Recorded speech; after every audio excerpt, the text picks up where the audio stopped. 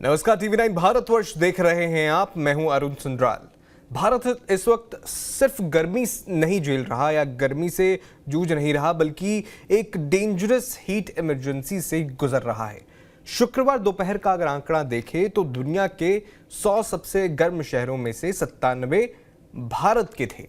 कई जगह पर तापमान 45 डिग्री सेल्सियस के पार और कई जगह तो करीब 48 डिग्री सेल्सियस तक पहुंचा बताया गया।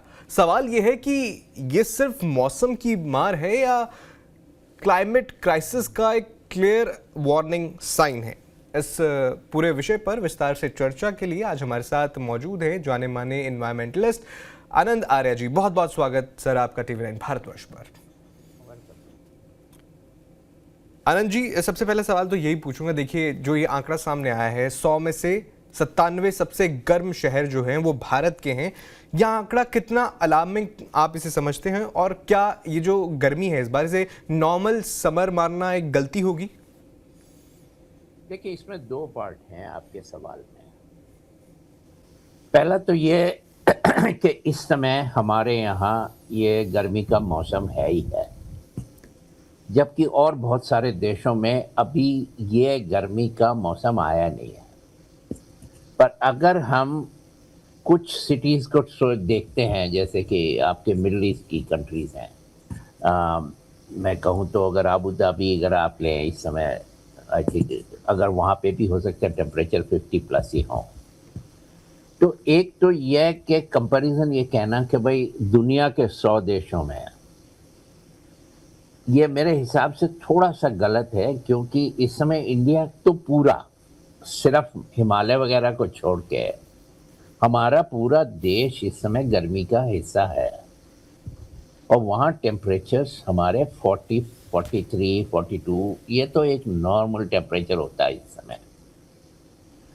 और तो इसलिए ये कहना कि 100 में से 97 इंडिया में हैं, ये एक थोड़ा सा मेरे हिसाब से ये गलत है जी।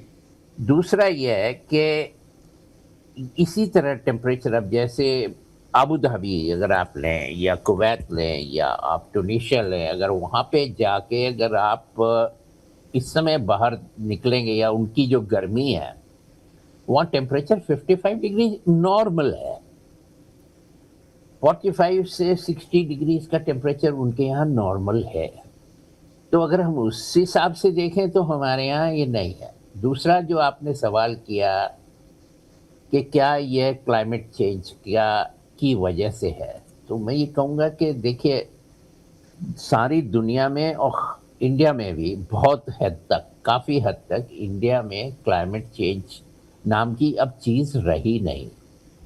जिस चीज़ को हम अपनी जलवायु प्रणाली बोलते हैं, वो पूरी तरह से ध्वस्त हो चुकी है, और अब हमारा इस समय न्यू नॉर्मल क्या होगा, इसके ऊपर विचार करने की ज़रूरत है।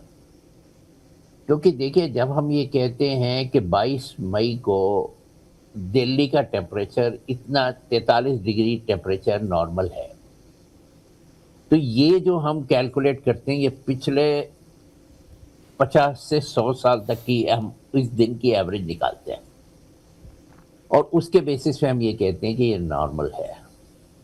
पर अब क्योंकि हमारे यहाँ दो चीज़ हो रही हैं, देखिए, कहने को तो भारत सरकार कहती है कि हमारा जो फॉरेस्ट कवर है वो जितना था उतना तो है ही है, उसके अलावा ऊपर से बढ़ता चला जा रहा है।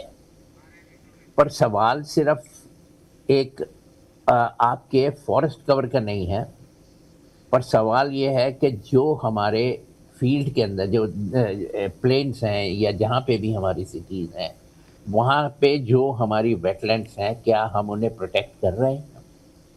क्योंकि ये जो वेटलैंड्स होती हैं, ये आपको क्लाइमेट कंट्रोल करने में बहुत ही उनका एक योगदान है। बिकॉज वेटलैंड का एक अपना इकोसिस्टम है, और वो इसको पकड़ के रखता है। इनके बहुत सारे फैक्टर अपने फ़ायदे हैं वेटलैंड के।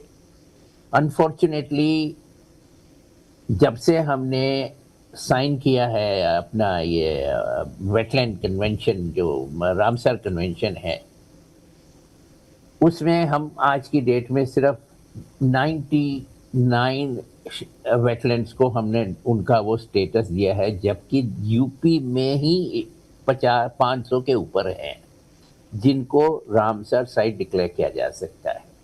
और उसके अलावा जो 7,57,060 वेटलैंड्स हैं सारी कंट्री में, उनके ऊपर हम कितना ध्यान दे रहे हैं? क्या हम अपनी रिवर्स और उनके फ्लड प्लेन को बचा रहे हैं?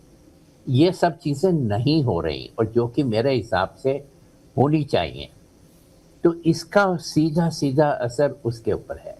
अच्छा, जी मान लिया अगर आपने अपनी वेटलैंड भी बचा ली, रिवर भी बचा ली, फॉरेस्ट भी बचा लिए, पर ये जो इस तरह का ग्रोथ हो रहा है कि जहाँ पे जिन सिटीज़ को हम कहते थे कि ये 10 स्क्वायर मीटर में है, या वो 10 किलोमीटर के एरिया में है उनका, नॉर्थ वेस्ट या ईस्ट वेस्ट, ये नॉर्थ ईस्ट, या तो उसको अगर आप जो, या जैसे दिल्ली का अगर मैं आपको एग्जांपल दूं, दिल्ली का नॉर्थ साउथ जो एक्सेस है, जो डिस्टेंस है, वो 100+ किलोमीटर्स है, और इसी तरह आपका ईस्ट वेस्ट है कोई 60-65 किलोमीटर के अलावा।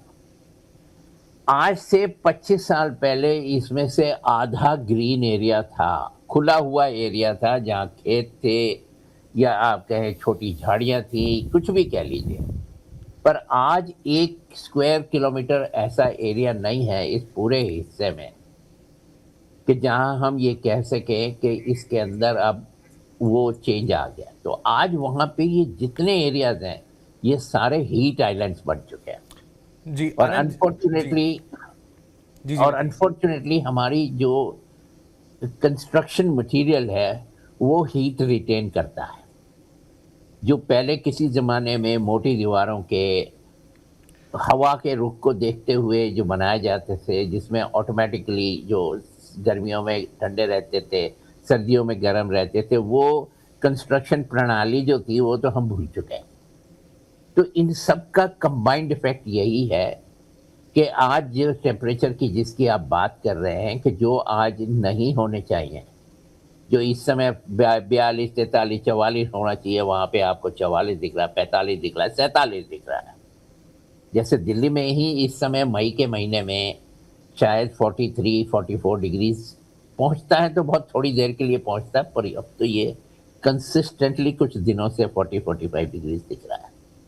जी आनंद जी, लेकिन इसमें एक फैक्टर ये भी आ जाता है ना कि आपने जिक्र किया इतना तापमान अमूमन देखा जाता रहा है, लेकिन अब जो है हीट वेव्स की बात करें तो वो बहुत एक्सट्रीम हो गई हैं। ऊपर से एक तो होता है टेम्परेचर ऑन रिकॉर्ड कितना है और फील कितना हो रहा है, उसमें भी डिफरेंस बहुत आ गया है। तो आपने बहुत सारे कारण बताए हैं, क्या उन कारणों की वजह से अब जो हीट बेल्ट है वो भी एक्सपैंड हो रही है क्या? देखिए, पहले क्या होता था कि आपका जो दिन का और रात का टेम्परेचर था उसके अंदर एक फ़र्क होता था। अब जैसे कल या परसों का ही आप डेटा निकाले हैं कि जो 15, 16, 17 साल में शायद दिल्ली के अंदर टेम्परेचर 32-33 डिग्रीज के आसपास था। अब ये क्यों हो रहा है? ये हो इसलिए रहा है कि हमारे यहाँ हीट आइलैंड बन चुके हैं। तो जो हीट डिसिपेट हो जाती थी, जो फैल जाती थी या रात को कम हो जाती थी, अब वो नहीं हो रहा।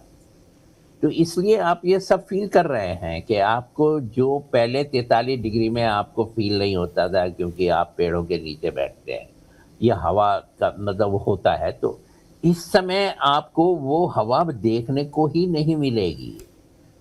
क्योंकि आप जहाँ भी बैठेंगे, जिस सड़क पे जा रहे हैं, सड़कें हो गई हैं, सड़कों के साथ आपके मकान बनते चले जा रहे हैं। हर मकान में 2-2, 3-3, 4-4 एसीज हैं। तो ये सब होना ही होना है। तो जो चीज़ आपको पहले 40 डिग्री में फील नहीं होती थी, वो आज आपको 40 डिग्री में 45 डिग्री का फीलिंग जी आता है। तो ये तो होगा, इसमें कोई दो राय है ही नहीं।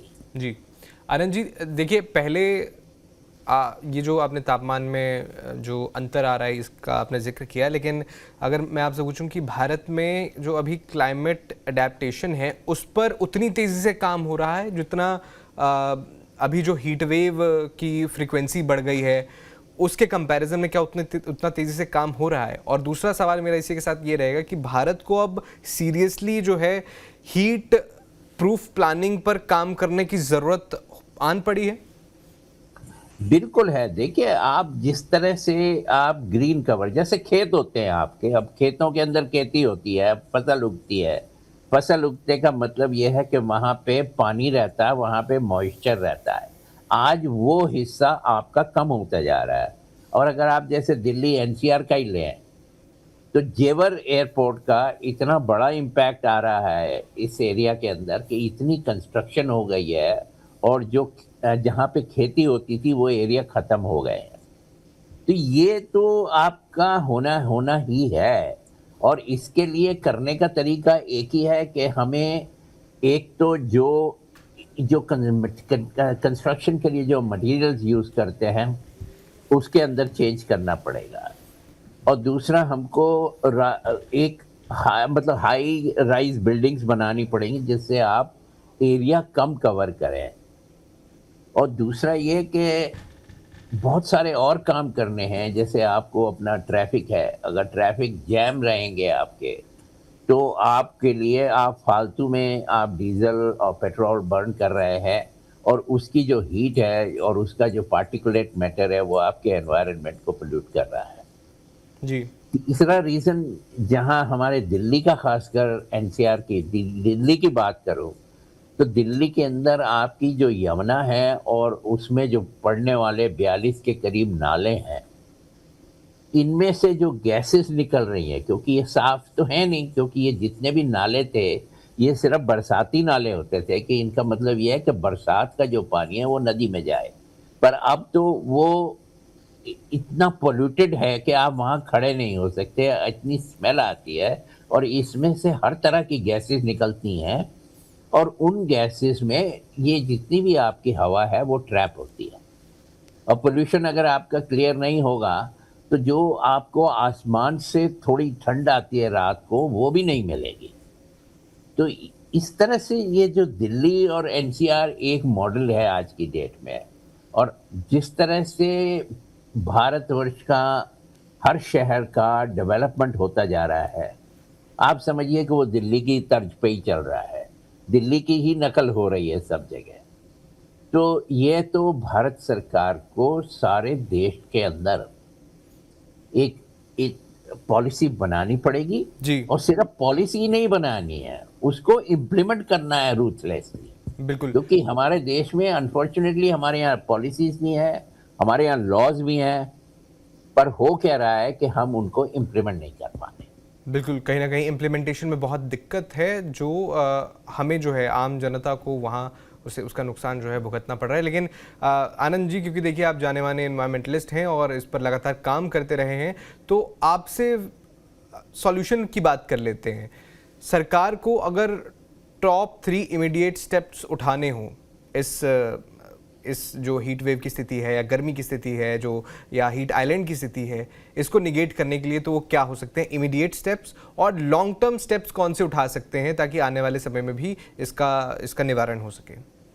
देखिए, सबसे पहला स्टेप जो है वो आपको नियर टर्म में, शॉर्ट टर्म में जो करना है, आपको आपको अपनी कंस्ट्रक्शन पॉलिसी बदलनी पड़ेगी। कि जिस तरह से मकान बन रहे हैं, जिस तरह से आपके फैलते जा रहे हैं शहर, उनको आपको सिकोड़ के छोटे एरिया में रखना पड़ेगा, जिससे आप जो बाहर का खेती का एरिया है, जो कि हम काउंट नहीं करते हैं, पर उसकी वजह से क्लाइमेट पे बहुत असर पड़ता है। क्योंकि जब आप खेती करते हैं उसमें पानी जाता है, पानी के साथ आपकी खेती है वो मोस्टली ग्रीन होती है, और इन सब के अंदर आपको एक तरह से हवा को ठंडा करने का और टेम्परेचर को कंट्रोल करने की पावर होती है। एक तो ये है। और दूसरा ये है कि हमको एक पब्लिक ट्रांसपोर्ट को बहुत ही तेजी से बढ़ाना पड़ेगा। और तीसरा ये है कि जैसे हम अभी सुन रहे हैं, जैसे मेरठ से लेके प्रयागराज तक हमने गंगा एक्सप्रेसवे बना दिया, तो सवाल ये है कि गंगा एक्सप्रेसवे एक तो 2 दिन में तो बना नहीं, 3 दिन में तो बना नहीं, 3 महीने में नहीं बना, 3 साल में नहीं बना, ज़्यादा टाइम लगा है। तो जिस दिन हम इस चीज़ को प्लान करते हैं और अपना मैप पे उतारते हैं, ग्राउंड पे उतारने से पहले उस पूरे एरिया के अंदर पेड़ लगने चाहिए, और पेड़ भी इस तरह के लगने चाहिए कि जिनमें से हमें शेड हो, जिनमें ज़्यादा पत्ते हों। जो हमारे लोकल ट्रीज़ हैं वो लगाने चाहिए। तो ये तो एक ऐसी चीज़ है कि जैसे-जैसे आप रोड बनाते चले जा रहे हैं, रोड की जिस दिन प्लानिंग हुई उससे पहले आपने वहाँ पे दोनों साइड पे पेड़ लगा दिए, सेंटर वर्च में आपने पेड़ लगा दीजिए। तो उस पूरे एरिया को आपने ग्रीन कर दिया, तो उसका जो इम्पैक्ट है उसको आप कंट्रोल करते हैं। वरना आप समझते रहिए कि भाई यही है, और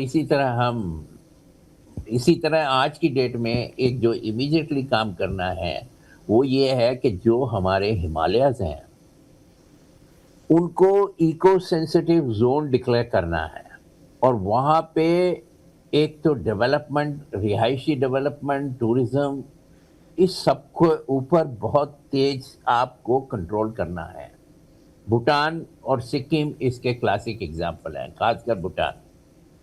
वहाँ पे आप इतनी आसानी से, ये नहीं है कि आप आज ये चाहें तो आज ने फ़ोन किया, आपने फटाफट लोग का रास्ता खुल गया तो एक दिन में आपने 50 लाख आदमियों का प्लान कर लिया कि भाई इस 3 महीने के अंदर 50 लाख आदमी अब ऊपर उत्तराखंड में जाएंगे।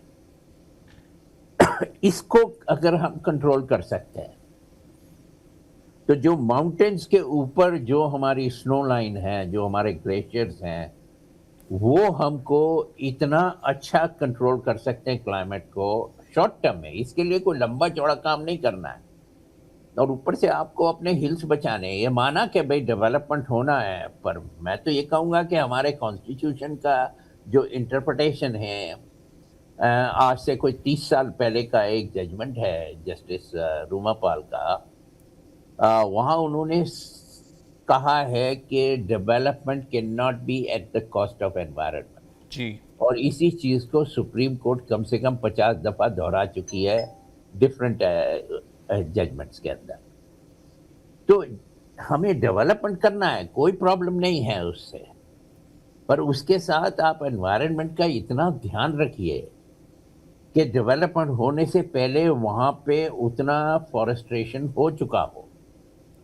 वरना आपका यही हाल जो आज हम देख रहे हैं कि आपकी इतनी तेज हवा चल रही है, ये सब चल रही है। देखिए, अगर आपके पास पेड़ हैं, आपके पास ये सब हैं, तो ये जैसे आपका पूरा डेजर्ट दिल्ली में आ गया। जितनी आपकी पूरी हरियाणा से लेके यहाँ तक की वेटलैंड थी, और जो अरावली हमारी एक तरह से नेचुरल डिफेंस होती थी, फर्स्ट लाइन ऑफ डिफेंस, वो सत्यानाश हम करते चले जा रहे हैं। और जी। इसके ऊपर कितने केसेस सुप्रीम कोर्ट के सामने हैं, तो मुझे समझ में नहीं आ रहा कि सुप्रीम कोर्ट भी क्या कर रही है। जी। माँ, आनंद जी, देखिए, क्योंकि हाल ही में मैं एक स्टडी देख रहा था, उसमें ये था कि जब एक कंट्री डेवलप हो रही होती है तो जो डिफॉरेस्टेशन है, पेड़ों का कटान है, ये बहुत ज़्यादा हो जाता है। लेकिन अभी रीसेंट ट्रेंड ये देखा गया है, जो डेवलप्ड कंट्रीज़ हैं, अब उन्होंने पेड़ों की जो संख्या है, जो फॉरेस्ट कवर है, उसमें बहुत इजाफा किया है। तो भारत की जब बात होती है, आपने जिक्र किया सुप्रीम कोर्ट में के जजमेंट का, स्टेटमेंट का, वहाँ बोला गया कि सस्टेनेबल जो डेवलपमेंट है वो एनवायरनमेंट के कॉस्ट पर नहीं हो सकता। तो भारत सस्टेनेबल डेवलपमेंट की राह पर किस तरह से जाए? मैं बड़ा शॉर्ट में आपसे आंसर चाहूँगा। बड़ा सिंपल है। हमें अपने माउंटेन्स, अपनी रिवर्स और अपने फॉरेस्ट को बचाना है, और फॉरेस्ट कवर को आज जितना है उसको डबल करना है। और जहाँ भी कंस्ट्रक्शन हो रही है, जहाँ भी डिफॉरेस्टेशन हो रहा है, वहाँ पे काम प्रोजेक्ट पे शुरू होने से जी। पहले अप्रोस्पेशन होना चाहिए। आपने पेड़ आप प्लांट कर दीजिए, जब तक आपका प्रोजेक्ट आएगा पेड़ बड़ा हो जाएगा। जी। और उसकी वजह से जो हीट लॉस हो रहा है, मतलब हीट जनरेट हो रही है, उसके ऊपर एक बहुत हद तक हम कंट्रोल कर पा सकते हैं। तो एक तो ये सीधा सीधा हिसाब है। और अच्छा, दूसरा ये है कि आपके आज मुझे 15 साल हो गए लड़ाई करते हुए वेटलैंड्स के लिए। अगर मैं आपसे ये कहूँ कि 7,57,060 वेटलैंड्स में से 194 वेटलैंड को आपने प्रोटेक्शन दिया आज की डेट में, तो आप क्या समझेंगे? ये तो राउंडिंग ऑफ परसेंटेज में खो जाएगा। बिल्कुल। और मामला सुप्रीम कोर्ट का है, सुप्रीम कोर्ट के आदेश हैं, रूल्स हैं हमारे पास, लॉ है हमारे पास, इंटरनेशनल कमिटमेंट आपने करा है रामसार कन्वेंशन के अंदर। और सबसे बड़ा, और हम तो एक बहुत ही भाग्यशाली देश हैं कि शायद ही कोई देश का कोई ऐसा हिस्सा है जहाँ पे नदी नहीं है, या ऐसे कोई गांव नहीं है कि जहाँ पे उनके पास एक वेटलैंड नहीं है, टैंक नहीं है, पानी का सोर्स नहीं है। कुछ एरियाज हैं पर उनको हम कर सकते हैं। और ये जो हम आज पानी की भी किल्लत जो आने वाली है उसका समाधान है, क्योंकि देखिए जितनी हमारे यहाँ बरसात हो रही है उसका हम 20% हम उसको रिटेन कर रहे हैं, बाकी 80% पानी समुंदर में जाता है। जी अगर हम इसको 20 को 30% कर दें तो आप इमेजिन करिए कितना पानी आपके पास हो जाएगा। बिल्कुल 40 इंच बरसात का मतलब यह है कि आपके पास बाल्टिस्तान से लेकर श्रीलंका तक 1 किलोमीटर चौड़ी 1 किलोमीटर गहरी एक नहर है, इतना पानी है। आप इसमें से 20% को आप 30 का प्लान करिए, और उसके लिए आपको कुछ नहीं करना है। जो आपका इरिगेशन नेटवर्क है उसको उसी डैम के साथ लगा के आपको डेवलप उसको आपको वहीं पे उसको बनाना है। लेकिन और आनंद जी, आपने कहा कि बहुत सीधा सीधा सा हिसाब है, जिस तरह से आप बता भी रहे हैं, बहुत सिंपल सॉल्यूशन है, लेकिन सवाल वहीं आ जाता है कि हो क्यों नहीं रहा। वही करप्शन है हमारे यहाँ, एक सबसे बड़ी बात है, गवर्नेंस है। और सबसे बड़ी प्रॉब्लम गवर्नेंस में है कि अकाउंटेबिलिटी नहीं है। आज अगर एक ब्यूरोक्रेट, आज मैं आपको वेटलैंड का ही हिसाब देता हूँ, लॉ में लिखा हुआ है जी कि इतने पीरियड के अंदर ये प्रोटेक्शन मिल जाएगा, और इसकी जिम्मेदारी जो भी इंचार्ज है फॉरेस्ट एनवायरनमेंट का स्टेट के अंदर उसकी है। तो अब सवाल ये है कि अगर उसने अपना काम नहीं किया, कोई करप्शन नहीं है इसमें, इट्स अ मॉरल करप्शन, पर अगर उन्होंने ये काम नहीं किया तो क्या उनको पनिशमेंट मिल रही है? अगर आज आप ये प्रोग्राम ठीक से तैयार नहीं करते हैं तो आपको तो 12 घंटे के अंदर पनिशमेंट मिल जाएगी। सी ये सब, तो जब तक कि हमारे ये जो बाबू लोग हैं ना, इन लोगों की अकाउंटेबिलिटी का सिस्टम नहीं फिक्स होता, डेरेलिक्शन ऑफ ड्यूटी जिसको मैं बोलता हूं कि भाई आप बैठे रहिए, जिस दिन आप आईएएस में आएंगे, रेवेन्यू सर्विस में आएंगे, आप सेक्रेटरी के लेवल पे 30 साल में 35 साल में डिपेंडिंग ऑन योर एज आप रिटायर हो जाएंगे। काम करें ना करें कौन पूछने वाला है? आज दिल्ली के अंदर अभी आप ही की चैनल शायद दिखाएगी या दिखाए होगा, दूसरी चैनल्स भी आ रहा है कि सारे यूपी के अंदर बिजली की किल्लत है। क्यों है? मेरे अपने सेक्टर के अंदर इतना हमने अभी देखा, वहां पे लूज तार के कनेक्शन है, उसकी वजह से ट्रांसफार्मर में आग लग गई। अब ये बताइए, ये तो एक मैटर ऑफ गवर्नेंस है, पर सवाल यह है कि क्या उस जेई को पनिशमेंट मिली? नहीं। पूरे सेक्टर के अंदर जो 3000 3,500 आदमी रह रहे हैं उनको 6 घंटे की पनिशमेंट मिल गई कि बिजली नहीं है, आपको 45 डिग्री टेम्परेचर।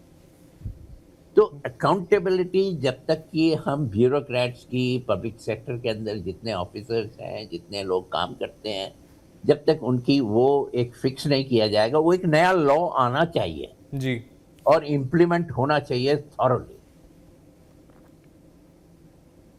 जी ये सब काम करेंगे तो बिल्कुल। देखिए डेवलपमेंट के साथ थोड़ा बहुत क्लाइमेट चेंज होगा, जी, जी। इंडस्ट्रियलाइजेशन के साथ चेंज क्लाइमेट हुआ है।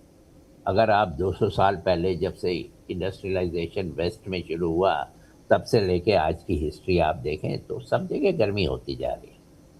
बिल्कुल, लेकिन अब स्टेप्स अमेरिका जैसे जी जी बहुत सारी ऐसी सिटीज हैं जहां पे 100 डिग्री फ़ारेनहाइट टेम्परेचर तो आम है।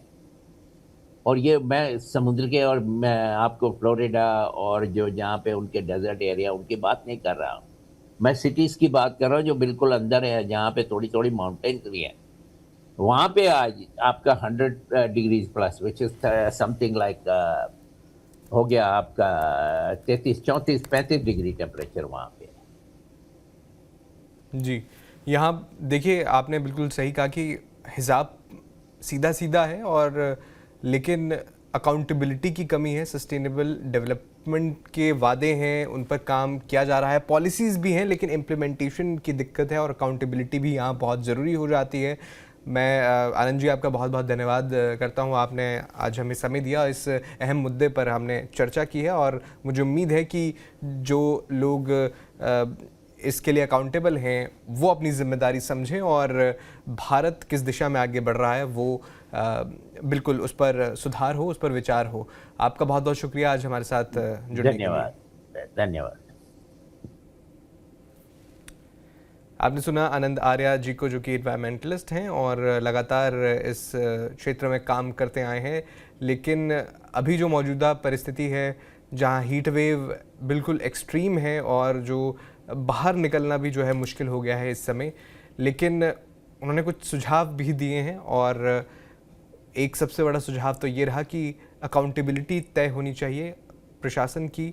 जो अफसर जो ये काम नहीं कर पा रहे हैं, सक्षम नहीं है, उनकी अकाउंटेबिलिटी तय हो, ताकि अगर एक पॉलिसी बनाई गई है सरकार की ओर से तो उसका कितना इम्प्लीमेंटेशन हुआ है ये अकाउंटेबिलिटी ज़रूर हो, ताकि जो भारत है वो सस्टेनेबल डेवलपमेंट की ओर, जो उसके कमिटमेंट्स हैं उसकी ओर आगे बढ़ सके। बाकी आपका इस पूरी चर्चा पर क्या कहना है हमें कमेंट बॉक्स में ज़रूर बताइएगा। आपका कोई विचार हो वो भी लिखिएगा और खबरों के लिए आप देखते रहिए TV9 भारतवर्ष।